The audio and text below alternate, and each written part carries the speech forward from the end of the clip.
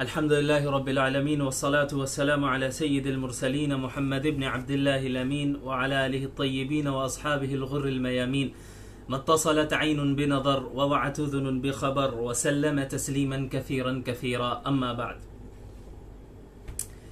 अल्लाह के नबी सल्लल्लाहु अलैहि वसल्लम की अहादीस के मुख्तलिफ पहलू हैं। जैसा कि हम सब जानते हैं कि आप सल्लल्लाहु अलैहि वसल्लम ने अकायद की भी तालीम दी, आप सल्लल्लाहु अलैहि वसल्लम ने इबादात की भी तालीम दी और आप सल्लल्लाहु अलैहि वसल्लम ने मामलात की भी तालीम दी और किस तरह हमारी माशरती ज़िंदगी हो उसकी भी तालीम दी। तो आप सल्लल्लाहु अलैहि वसल्लम की जो अहादीस हैं उनके मुख्तलिफ पहलू हैं। उन्हीं में से एक पहलू उन अहादीस का है जिसमें आप सल्लल्लाहु अलैहि वसल्लम ने फ्यूचर के मुताल्लिक पेशन गोइयाँ की, प्रेडिक्शंस की। आप सल्लल्लाहु अलैहि वसल्लम ने फ्यूचर के मुताल्लिक बताया कि ये फितने वजूद में आएंगे या ये अलामतें जाहिर होंगी, चाहे वो क़यामत की अलामत सुगरा से उनका ताल्लुक हो यानी छोटी अलामतें, या फिर वो क़यामत की बड़ी अलामतें क्यों ना हो यानी जिन्हें हम अलामत कुबरा कहते हैं। तो अहादीस का वो पहलू जिसमें आप सल्लल्लाहु अलैहि वसल्लम ने क़यामत की निशानियों के मुताल्लिक बात की, अलामात कुबरा के मुताल्लिक बात की, अलामात सुगरा के मुताल्लिक बात की और मुख्तलिफ फितनों के मुताल्लिक बात की। फितना किसे कहते हैं? फितना अरबी ज़ुबान में आजमाइश को बोलते हैं, ट्रायल्स को बोलते हैं। ट्रायल को फितना बोलते हैं। उसका प्लूरल फॉर्म जो है उसकी जमा है फितन। इसीलिए आपने सुना होगा कि किताबुल फितन यानी फितनों का बाब, फितनों की किताब। यानी मुहद्दिसीन ने अपनी हदीस की किताबों में एक बाब ये भी कायम किया, एक चैप्टर ये कायम किया जिसका नाम उन्होंने रखा कि किताबुल फितन या बाबुल फितन या किताबुल फितनी वल मलाहिम। मलहमा कहते हैं बड़ी जंग को, ग्रेट वॉर को मलहमा, और उसका प्लूरल फॉर्म है, उसकी जमा है मलाहिम। तो किताबुल फितनी वल मलाहिम या किताबुल फितन कहा जाए या अहादीसुल फितन कहा जाए तो इससे मुराद वो अहादीस हैं जिनमें आप सल्लल्लाहु अलैहि वसल्लम ने मुस्तकबिल के ताल्लुक से, फ्यूचर के ताल्लुक से पेशन गोइयाँ की और प्रेडिक्शंस की कि ये फितने, ये आजमाइशें वजूद में आएंगी और ये अलामतें जाहिर होंगी। तो बहरहाल इसे हम कहते हैं अहादीसुल फितन। इसकी बहुत अहमियत है, खुसूसन आज के दौर में जो हम 15वीं सदी में रह रहे हैं और हम जानते हैं कि हमारे इर्द गिर्द बहुत से फितने वजूद में आ चुके हैं और जो दज्जाली फितना है और दज्जाली फितने हैं उनका भी वजूद हो चुका है और इस तरह वजूद हो गया है कि वो फितने, दज्जाली फितने पूरी दुनिया में फैल गए और अब बस इंतजार है दज्जाल की शख्सियत के खुरूज का कि अब बस उसी का निकलना बाकी है। बाकी आप सल्लल्लाहु अलैहि वसल्लम ने क़यामत के मुतालिक जो छोटी निशानियां बयान की हैं, जिन्हें हम अलामात सुगरा कहते हैं कि जो छोटी निशानियों में उनका शुमार होता है, उन्हें हम अलामात सुगरा कहते हैं। तो ये अलामात सुगरा जो हैं तकरीबन 99% पूरी हो चुकी हैं आज के दौर में, यानी हम 15वीं सदी में हैं। हम अगर पीछे अपने देखें, पूरी तारीख को देखें और आप सल्लल्लाहु अलैहि वसल्लम की अहादीस को पेश नज़र रखें तो हमें मालूम होता है कि जो अलामात सुगरा हैं, छोटी निशानियां हैं, वो तकरीबन 99% पूरी हो चुकी हैं और 1% मैं बड़े एहतियात के साथ कह रहा हूं कि बाकी हैं और उसके बाद फिर अलामात कुबरा का यानी आगाज होगा। और अलामात कुबरा के मुतालिक आप लोग जानते ही हैं जो 10 बड़ी निशानियां हैं, क़यामत के मुतालिक 10 बड़ी निशानियां हैं जिनके मुतालिक आप सल्लल्लाहु अलैहि वसल्लम ने फरमाया कि उनमें से एक निशानी भी आ गई तो उसके बाद फिर जल्दी पैदर पे दूसरी निशानियां भी आने लगेंगी। तो इन हदीस के इस पहलू के मुतालिक हमें एक चीज और जान लेना चाहिए कि ये जो अहादीस हैं, जब आप सल्लल्लाहु अलैहि वसल्लम ने मुस्तकबिल के मुतालिक पेशन गोई फरमाई या किसी अलामत के मुतालिक बात की, तो जाहिर सी बात है कि आप सल्लल्लाहु अलैहि वसल्लम जब उस हदीस को बयान फरमा रहे थे तो उस वक्त तो वो फितना या वो अलामत तो जाहिर नहीं हुई थी। जाहिर सी बात है वो फ्यूचर के मुतालिक प्रेडिक्शन है, वो फ्यूचर के मुतालिक पेशन गोई थी। तो बाद में फिर उसका वजूद आया, यानी उसका वजूद बाद में हुआ। तो मसलन अगर अल्लाह के नबी सल्लल्लाहु अलैहि वसल्लम ने किसी एक निशानी की तरफ इशारा किया और किसी एक फितने की तरफ इशारा किया और उस इशारा करने के बाद तकरीबन चौथी या 5वीं सदी में उस निशानी का वजूद हुआ या उस फितने का वजूद हुआ। तो जाहिर सी बात है कि जो उसके वजूद से पहले जो जमाना गुजरा है और जो उलमा गुजरे, उन्होंने अपने जमाने के एतबार से और उनके पास जो कुरान और हदीस का इल्म था और जो बसीरत अल्लाह ताला ने उन्हें अता की थी, उसके मुताबिक उन्होंने तशरीह की। उस हदीस की तशरीह मतलब एक्सप्लेनेशन, उस हदीस की एक्सप्लेनेशन, उसकी तशरीह उन्होंने अपने इल्म के मुताबिक की। हालांकि वो फितना या वो निशानी उस वक्त तक जाहिर नहीं हुई थी, वो निशानी उनके जमाने में वजूद में नहीं आई थी, तो उन्होंने अपने एतबार से उसकी तशरीह कर ली। लेकिन बाद में जब उसका वजूद हो गया, तब 100% हमें मालूम चल गया कि आप सल्लल्लाहु अलैहि वसल्लम ने जो ये बात इरशाद फरमाई थी, उससे मुराद यही फितना है, उससे मुराद यही निशानी है जो कि जाहिरी तौर पे हमारे सामने नजर आ रही है। तो मसलन एक आप सल्लल्लाहु अलैहि वसल्लम ने कोई निशानी बयान की और उसका वजूद कब हो रहा है, उस फितने का वजूद या उस निशानी का वजूद कब हो रहा है, ज़ुहूर कब हो रहा है, 5वीं सदी में। तो अभी 500 साल तक जिन उलमा ने एक्सप्लेनेशन और तशरीह की, उन्होंने अपने एतबार से की। तो मुमकिन है, ये जरूरी नहीं है कि 100% जो उन उलमा ने तशरीह की हो वही 100% उसी मुताबिक वो फितना वजूद में आया हो, बल्कि वो तब्दील हो सकता है, क्योंकि उलमा ने अपने इल्म के एतबार से उस हदीस को एक्सप्लेन किया। लेकिन जब उस फितने का वजूद हुआ, जब उस निशानी का ज़ुहूर हुआ, तभी उसी वक्त हम समझ सकते हैं कि अच्छा एग्जैक्ट ये मतलब था, एग्जैक्ट मतलब क्या था, वो उसी वक्त पता चल सकता है। इसी तरह हम आज 15वीं सदी में हैं, तो वो निशानियां जो 1400 साल में अब तक जाहिर हो चुकी हैं और वो फितने जो वजूद में आ चुके हैं, तो उनके मुतालिक तो कोई दो राय नहीं है कि आप सल्लल्लाहु अलैहि वसल्लम ने पहले ही पेशन गोई फरमा दी थी और वो चीजें बिल्कुल जाहिर हो चुकी हैं। हम देख रहे हैं माजी में भी जाहिर हो चुकी है वो चीजें, और आज भी हम देख रहे हैं कि वो फितने वजूद में आ चुके हैं।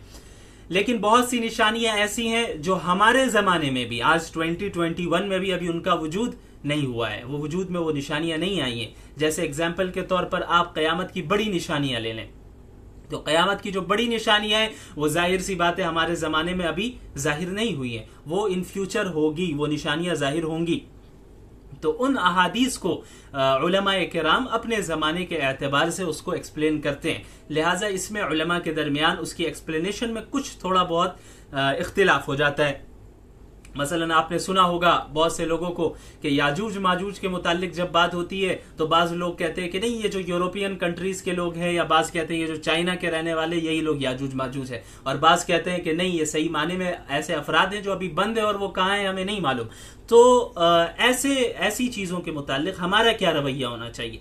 हमारा रवैया ये होना चाहिए कि किसी भी एक आलिम की एक्सप्लेनेशन को, उसकी तशरीह को लेकर दीगर तमाम उलमा की राय की तरदीद नहीं करनी चाहिए, क्योंकि इसका ताल्लुक फ्यूचर से है। हाँ, इस बात की पॉसिबिलिटी है कि फुला आलिम दीन जो बात इरशाद फरमा रहे हैं ऐसा सच हो सकता है, और फुला जो कह रहे हैं वो भी सच हो सकता है। लेकिन दोनों में से ज्यादा सही राय कौन सी है, यानी सही राय बिल्कुल कौन सी है, ये तो उसी वक्त हमें मालूम चलेगा जब उस फितने का वजूद हो जाएगा, जब वो निशानी जाहिर हो जाएगी। तो उससे पहले किसी एक राय पर हतमी फैसला कर देना कि नहीं, फुला आलिम दीन ने याजूज माजूज के मुतालिक जो राय दी है बस वही सही है, उसके मुतालिक कोई राय सही नहीं है, ये ज्यादती होगी, ऐसा करना मुनासिब नहीं है, क्योंकि इसका ताल्लुक फ्यूचर से, और फ्यूचर अल्लाह के सिवा कोई नहीं जानता, और वही का सिलसिला मुनक़ते हो चुका है। अल्लाह ताला फ्यूचर के मुतालिक अगर कोई बात बंदों को बताते तो अल्लाह के नबी सल्लल्लाहु अलैहि वसल्लम के जरिए बताते,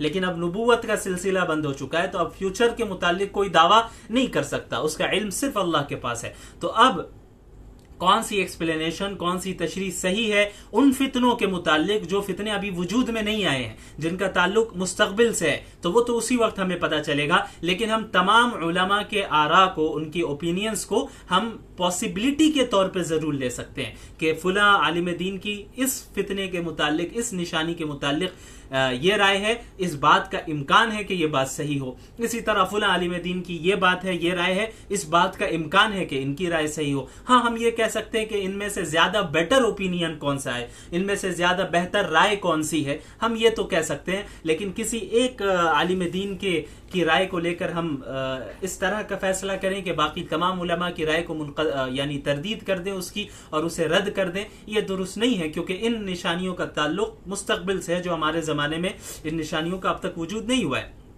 और मैंने बताया कि जो निशानियां वजूद में ऑलरेडी आ चुकी हैं तो फिर जाहिर सी बात है उसमें कोई दो राय नहीं है। तो ये रवैया हमारा होना चाहिए अहादीसुल फितनी वल मलाहिम के ताल्लुक से खुसूसन।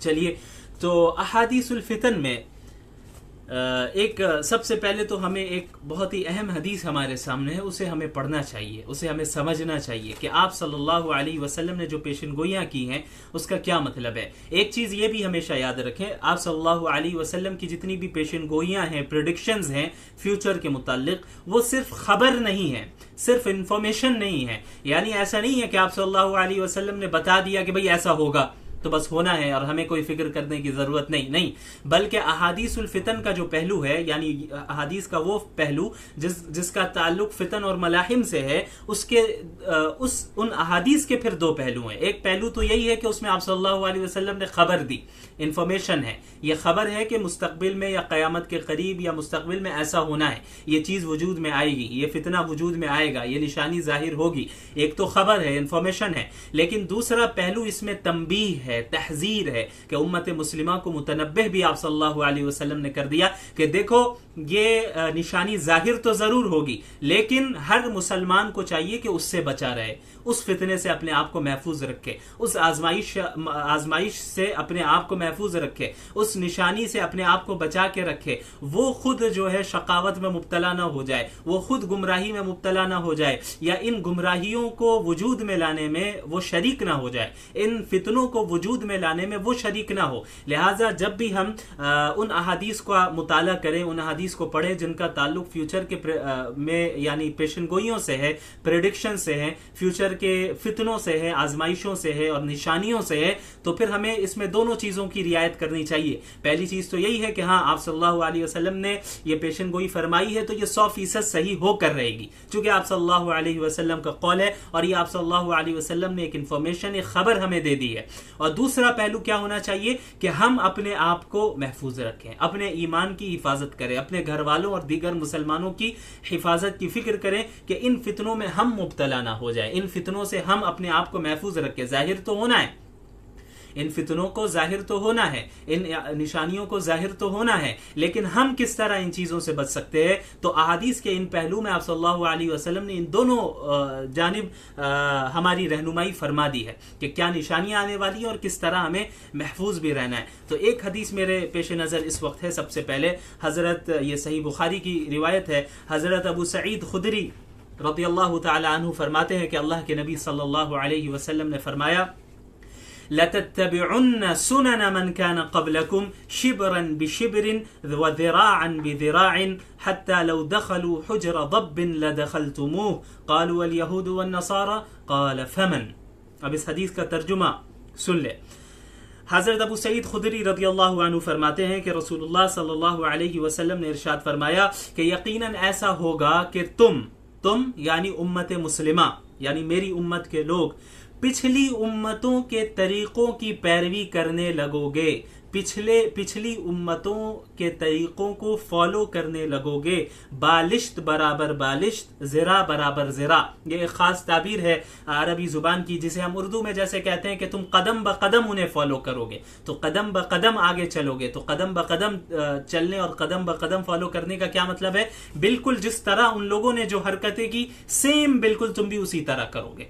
तो इसे अरबी में इसकी एक खास ताबीर है, शिबरन बिशिबरिन व ज़िराअन बिज़िराअन। शिब्र कहते हैं एक बालिश्त को, ये जो बालिश्त है, ये जो जितना फासला है, इसे क्या कहते हैं? शिब्र, एक बालिश। और ज़िरा किसे कहते हैं? ज़िरा हाथ की उंगलियों से लेकर यहाँ कोहनी तक ये जो हिस्सा है हाथ का, इसे ज़िरा कहते हैं। ये तकरीबन 2 बालिश्त के बराबर है, 2 बालिश के बराबर है।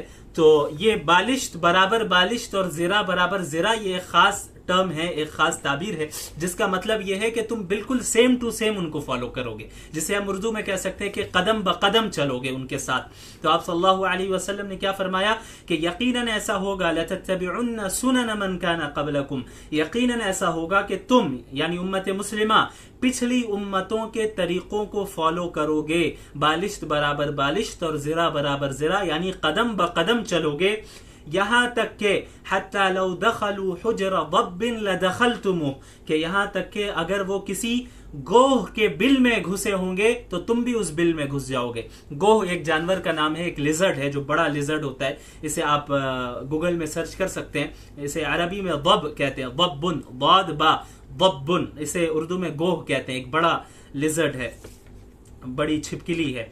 तो अल्लाह के नबी सल्लल्लाहु अलैहि वसल्लम ने फरमाया कि अगर पिछली उम्मत के लोगों ने ऐसी हरकत की होती, यानी वो किसी गोह के बिल में घुस गए हैं, तो तुम भी उनकी पैरवी करते हुए, उनको फॉलो करते हुए तुम भी उस बिल में घुस जाओगे। इसका भी यही मतलब है, इसका हकीकी माना ये नहीं है, यानी इसका मतलब ये नहीं है कि हकीकी माने में कोई बिल में घुस जाए। इसका मतलब भी यही है कि तुम इतनी शिद्दत के साथ उन्हें फॉलो करोगे, इतनी उनकी इत्तिबा करने में, उनकी पैरवी करने में इतनी ज्यादा शिद्दत इख्तियार करोगे कि अगर वो उनमें से किसी ने ऐसी अहमकाना हरकत भी की है कि अगर वो किसी गोह के बिल में घुस गए हैं तो तुम भी उनको फॉलो करते हुए उसमें घुस जाओगे। फिर आगे सहाबा किराम ने आप सल्लल्लाहु अलैहि वसल्लम से पूछा, दरियाफ्त किया कि अल यहूद व नसारा या रसूलल्लाह, क्या पिछली उम्मतों से कौन मुराद है? क्या यहूद व नसारा मुराद है? पिछली उम्मतों से क्या यहूद व नसारा मुराद है?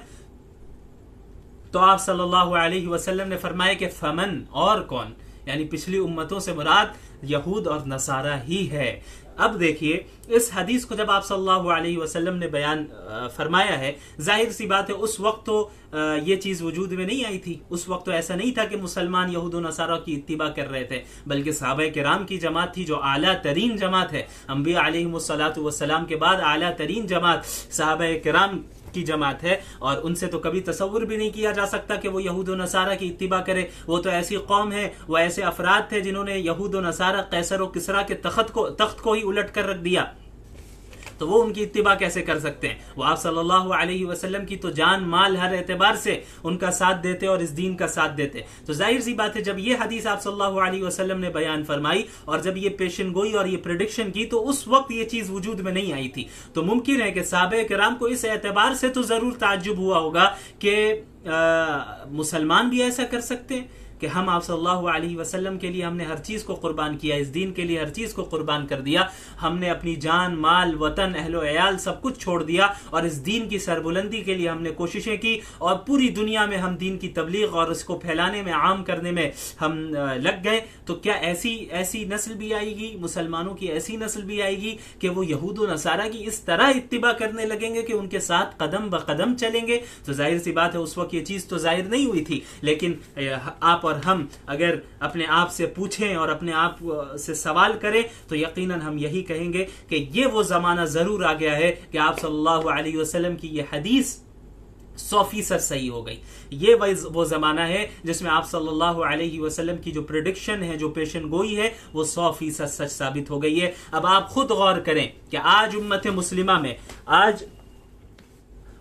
मुस्लिमा में तमाम वो बुराइयां शामिल हैं जो पिछली उम्मतों में शामिल थी। आप खुद गौर करें, अगर आपको मौका मिले आप पिछली उम्मतों की तारीख को पढ़ें, पिछली उम्मतों में खुसूसन यहूद और नसारा, चूंकि इस हदीस में जिक्र किया गया है यहूद और नसारा, उनकी तारीख को पढ़ें, उनके अंबिया और उनकी कौमों के मुतालिक पढ़ें, तो जो बीमारियां उन कौमों में थी वो बीमारियां आज उम्मत मुस्लिमा में भी है। तो आप सल्लल्लाहु अलैहि वसल्लम ने फरमाया कि पिछली उम्मत की बुराइयां और पिछले उम्मत की सारी बुराइयां तुम्हारे अंदर आएगी और तुम उन बुराई में उनको फॉलो करोगे और कदम ब कदम फॉलो करोगे, इस तरह फॉलो करोगे और बहुत ज्यादा शिद्दत इख्तियार करोगे। आप देखें कौम शुएब अलैहिस्सलातु वस्सलाम की कौम के अंदर जो बीमारी थी वो हमारे अंदर दाखिल है। शुएब अलैहिस्सलातु वस्सलाम अपनी कौम से कहा करते थे, वला तबखसुन नास अशियाअहुम, कि तुम लोगों में के लिए नाप तोल में कमी ना करो, नाप तोल में कमी करना ये एक बहुत बड़ी बीमारी थी कौम शुएब की। आज ये देखें, आज हमारे यहाँ आप चले जाएं बाजार में, कोई मामलात करें तो मुसलमान धोखा दे रहा है, एक दूसरे मुसलमान को भी धोखा दे रहा है, गैर मुस्लिम को भी धोखा दे रहा है।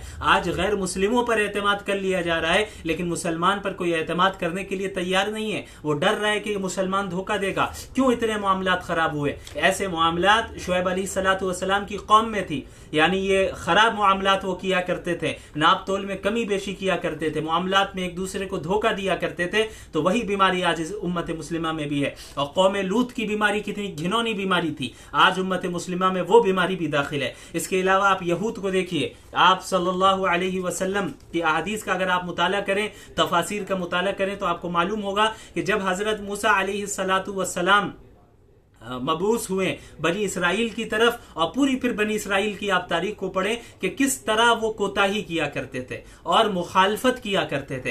एक तरफ उनका दावा था कि मैं मूसा का मानने वाला हूं, हम मूसा के मानने वाले हैं, हम एक खुदा को मानते हैं, लेकिन उसके बाद अमली तौर पे मुखालफत किया करते थे मूसा अलैहिस्सलातु वस्सलाम की और अल्लाह ताला की। ये बुराई आज हमारे यहाँ है। आप देखेंगे, आप कुरान करीम को पढ़ेंगे तो कई जगह आपको ये मिलेगा कि वो खुद कहा करते थे, मूसा अलैहिस्सलातु वस्सलाम से मुतालबा किया करते थे, आप जाइए अपने रब से कहिए हमें ये दे दे, हमें वो दे दे, और जब अल्लाह उन्हें उन नेमतों को अता कर देता तो फिर उसकी नाशुक्री करने लगते। लेकिन अल्लाह ताला ने यहूद को सबसे पहले जब उनका इंतखाब किया तौहीद की बुनियाद पे, बनी इसराइल को कहा व अन्नी फद्दलतुकुम अलल आलमीन, कि मैं तुम्हारे जमाने में तुम लोगों को तमाम आलम पर फजीलत दे रहा हूं, कि तुम तौहीद वाली कौम हो इसलिए तुम्हें फजीलत दे रहा हूं। लेकिन उन्होंने क्या किया? उन्होंने अल्लाह की इस फजीलत की नाशुक्री की, इस नेमत की नाशुक्री की। मूसा अलैहिस्सलातु वस्सलाम ये तो कहते हम मानते हैं मूसा को, ये तो कहते कि फिरौन के पास हमें निकलना है, बचना है, और फिरौन जालिम है, लेकिन जब मूसा अलैहिस्सलातु वस्सलाम की जानिब से कोई हुक्म आता तो अमली तौर पे उसकी मुखालफत करते। आज ये बीमारी यहूदियों की हमारे यहाँ भी दाखिल हो गई, उम्मत मुस्लिमा के भी अंदर। हम ये तो कहते हैं हम आशिक रसूल है, हम ये तो कहते हैं कि हम आशिक अहले बैत हैं, हम ये तो कहते हैं कि हम मुसलमान हैं, हम ये तो कहते हैं कि कुरान और हदीस पर हमारा ईमान है, लेकिन अमली तौर पे हम उसकी मुखालफत करते हैं। इस्लाम कहता है नमाज पढ़ो, हम अमली तौर पे नहीं पढ़ते। इस्लाम कहता है हिजाब पहनो, हम अमली तौर पे नहीं पहनते। इस्लाम कहता है दाढ़ी रखो, हम अमली तौर पे नहीं रखते। इस्लाम कहता है कि तुम अपने मामलात को सुधारो, हम अमली तौर पे नहीं करते। इस्लाम कहता है अपने खानदानी और मुआशरती जिंदगी को सुधारो, हम ऐसा अमली तौर पे नहीं करते। इस्लाम कहता है झूठ ना बोलो, हम अमली तौर पे झूठ ही बोलते हैं। इस्लाम कहता है कि एक दूसरे को धोखा ना दो, लेकिन इस्लाम की इस तालीम को हम कबूल नहीं करते। अगरचे हम ये कहते हैं कि हम मुसलमान हैं, तो अमली तौर पे हम भी उसी तरह मुखालफत कर रहे हैं जिस तरह यहूद किया करते थे। और रसूलुल्लाह सल्लल्लाहु अलैहि वसल्लम ने फरमाया लतत्तबिउन्न सुनन मन कान क़ब्लकुम शिब्रन बिशिब्रिन, कि तुम अपनी पिछली उम्मतों के तरीकों को 100%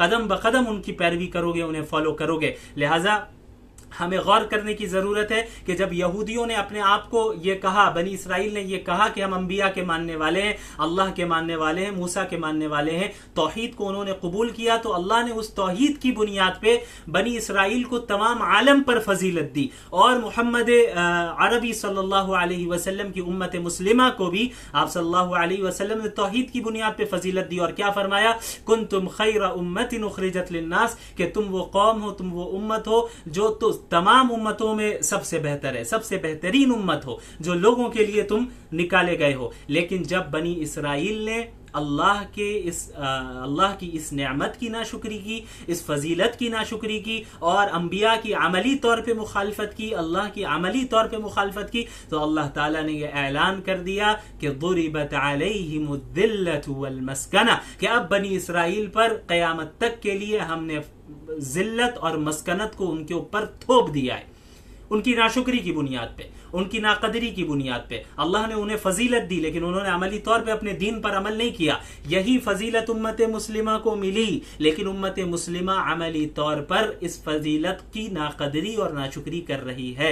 लिहाजा होना वही है जो बनी इसराइल के साथ हुआ। यह अल्लाह की सुन्नत है, यह अल्लाह की सुन्नत है कि जब भी जो शख्स भी ईमान और अमल सालेह के साथ इस दीन पर गामजन रहेगा, अमल करता रहेगा, अल्लाह ताला उसको बुलंद रखेगा। इसीलिए अल्लाह ताला ने कुरान करीम में फरमाया कि व अंतुमुल अअलौना इन कुंतुम मुमिनीन, कि अगर तुम सच्चे पक्के मुमिन हो तभी तुम सरबुलंद रहोगे, हर जगह सरबुलंद रहोगे, तुम्हारी तरक्की होगी, तुम गालिब रहोगे। लेकिन जब ईमान और अमल साले नहीं है तो तुमने, और ऊपर से दावा भी है कि हम मुसलमान हैं और आशिक रसूल हैं, लेकिन तुम अमली तौर पे मुखालफत कर रहे हो, तो जाहिर सी बात है अल्लाह ताला इस मकाम से तुम्हें हटा देगा और किसी दूसरी कौम को लेकर आ जाएगा। और एक बहुत बड़ी बीमारी हमारे अंदर क्या है, यह भी याद रखिए, ये जो पिछली उम्मतों की बीमारियां हमारे अंदर दाखिल हुई है, यहूदियों की एक खास बीमारी क्या थी मैं आपको बताता हूं।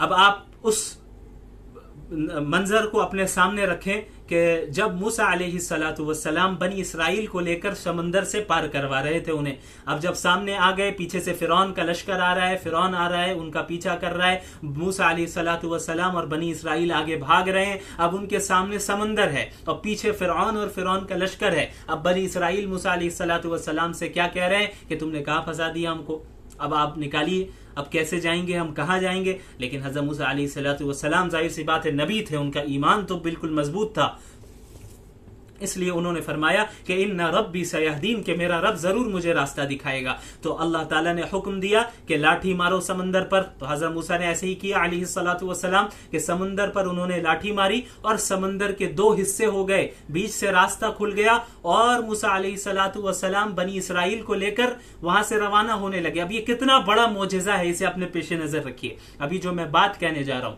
ये कितना बड़ा मोजेजा बनी इसराइल ने अपनी आंखों से देखा कि मूसा अलैहिस्सलातु वस्सलाम ने लाठी मारी और समंदर के दो हिस्से हो गए, बीच से रास्ता निकल गया, वहां से वो लोग पार भी हो गए। और ये जो है क्या नाम है, फिरौन और उसका लश्कर, ये जब पीछे से आ रहा है तो ये गर्क भी हो गया, ये डूब भी गया। फिर बनी इसराइल ने देख लिया, मूसा अलैहिस्सलातु वस्सलाम के जरिए अल्लाह ताला ने उन्हें नजात दी और फिरौन को डुबा दिया और फिरौन के लश्कर को डुबा दिया। अल्लाह ने तौहीद की बुनियाद पे मौजज़ाना अंदाज में उन्हें पार करवाया। तब अब तो उन्हें चाहिए था बिल्कुल 100% सरेंडर हो जाते अल्लाह के सामने, लेकिन क्या होता है कि वहां से पार करने के बाद, समंदर को पार करने के बाद एक कौम के पास से गुजरते हैं, एक वो कौम जो है बुतपरस्त कौम थी, और वो लोग देखते हैं बनी इसराइल कि वो कौम अपने बुत और आइडल की इबादत कर रही है और उसकी इबादत कर रही है वो कौम। तो अब बनी इसराइल जो लोग हैं वो आए हज़रत मूसा अलैहिस्सलातु वस्सलाम के पास,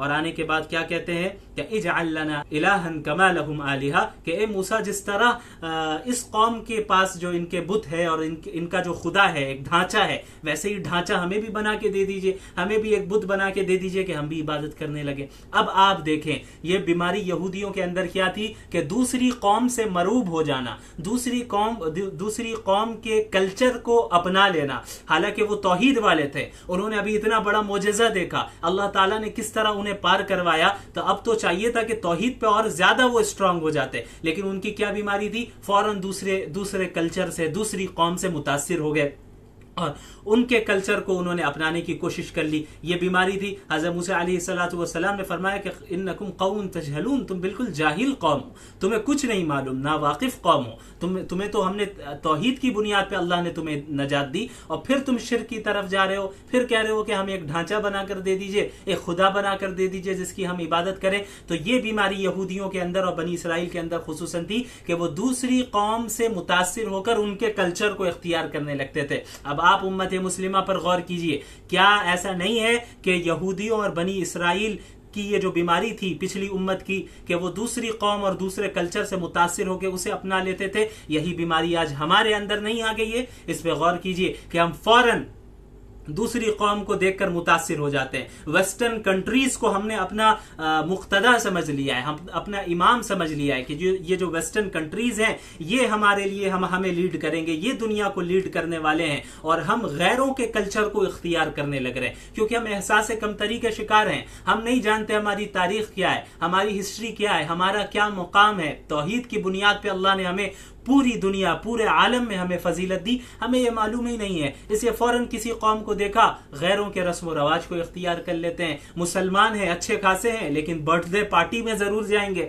लोगों को विश जरूर करेंगे, एनिवर्सरी जरूर मनाएंगे, शादियों को गैर शरई तौर पे करेंगे और गैरों के कल्चर और तरीकों को इख्तियार करेंगे, और प्लस ये कहते हैं कि क्या हरज है, क्या हरज की बात है। आपको समझ में आ गया, रसूलुल्लाह सल्लल्लाहु अलैहि वसल्लम ने यही पेशन गोई फरमाई, लतत्तबिउन्न सुनन मन कान कान क़ब्लकुम, कि तुम ज़रूर बिज़रूर पिछली उम्मतों के तरीक़ों की 100% पैरवी करोगे, उसके कदम ब कदम चलोगे। तो ये सिर्फ एक खबर नहीं है, ये सिर्फ इंफॉर्मेशन नहीं है, बल्कि तंबीह भी की जा रही है कि ऐसा करने से बचना, ऐसा मत करना, बल्कि तुम अपने दीन पर और किताब और सुन्नत पर कायम रहना। इसीलिए आप सल्लल्लाहु अलैहि वसल्लम ने फरमाया था, तरक्तु फीकुम अमरैन लन तज़िल्लु मा तमस्सक्तुम बिहिमा किताब अल्लाह व सुन्नती, कि मैं तुम्हारे दरमियान 2 चीजों को छोड़कर जा रहा हूं, जब तक उन्हें थामे रखोगे कभी गुमराह नहीं होगे, एक अल्लाह की किताब और दूसरी मेरी सुन्नत।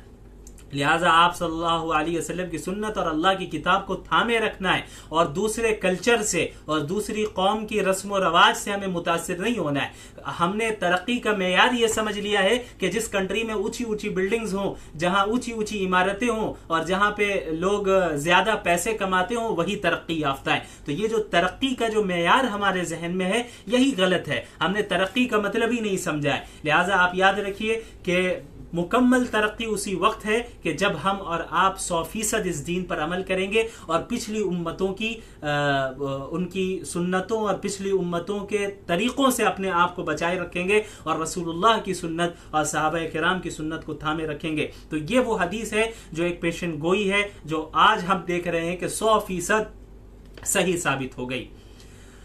और इसके अलावा कई सारी पेशन गोइयां हैं। इंशाअल्लाह हमारा इरादा यह है कि हफ्ते में एक दिन कम अज कम इस तरह लाइव सेशन के जरिए फितनों के जो अहादीस हैं, वो अहादीस जो फितनों से रिलेटेड है और क़यामत की निशानियों से रिलेटेड है, उनको आपके सामने बयान किया जाए। ये अभी फिलहाल मेरा सिर्फ इरादा है। बाकी आप लोगों की क्या राय है इस सिलसिले में, कमेंट करके जरूर बताएं। अगर आप लोग इसमें इंटरेस्टेड हैं और हम एक दिन इसको और टाइम भी तय कर देंगे कि रोजाना हम इस तरह कर सकते हैं। आज तो हमने एक हदीस की तशरीह की, एक हदीस को एक्सप्लेन किया जिसका ताल्लुक मुस्तकबिल की पेशनगोई से था।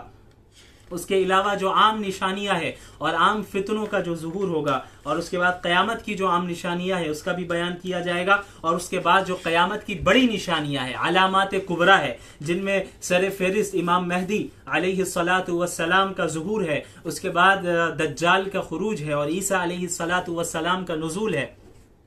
इस पे हम तफसील से बात कर सकते हैं। और उसके बाद फिर जो बाकी 7 बड़ी निशानियां हैं उनके मुताल्लिक भी हम तफसील से बात कर सकते हैं। आप लोगों की इसमें क्या राय है ये जरूर बताएं। तो इस हदीस को जरूर अपने पेश नजर रखें और ये आप सल्लल्लाहु अलैहि वसल्लम की इस हदीस को दूसरों तक पहुंचाएं। ये बहुत बड़ी चीज है। आप सल्लल्लाहु अलैहि वसल्लम ने फरमाया कि अल्लाह ताला उस शख्स के चेहरे को तरोताजा करे जो मेरी एक हदीस सुने और उसे दूसरों तक पहुंचाए। तो ये बहुत अहम चीज है। और हम आज जिस दौर में रह रहे हैं, इससे ये बिल्कुल भी इनकार नहीं किया जा सकता कि हम दज्जाल के खुरूज के जमाने से बहुत करीब है। हम ये तो नहीं कह सकते कि इस साल में निकलेगा दज्जाल या फुला साल में इमाम मेहदी का ज़ुहूर होगा, ये कोई नहीं कह सकता। इसका ताल्लुक मुस्तकबिल से है, ये सिर्फ अल्लाह ताला जानते हैं। लेकिन ये बात तो जरूर है कि हम आज जिस जमाने में हैं, ये दज्जाल के जमाने से बहुत करीब का जमाना है, बहुत करीब है हम। लिहाजा हमें चाहिए कि लोगों के अंदर एक शऊर बेदार करें और जो आप सल्लल्लाहु अलैहि वसल्लम से ने दज्जाल से बचने का जो तरीका बयान किया है और इन फितनों से बचने के जो मुख्तलिफ तरीके बयान किए हैं, वो लोगों में आम किया जाए, लोगों को बताया जाए, ताकि हम खुद अपने ईमान की भी हिफाजत कर सके और अपनी नस्लों की भी ईमान की हिफाजत कर सके। तो इंशाअल्लाह आज के लिए इतना ही। जज़ाकुमुल्लाहु खैरन व आखिरु दावाना अनिल हम्दुलिल्लाहि रब्बिल आलमीन। वस्सलामु अलैकुम व रहमतुल्लाहि व बरकातुहू।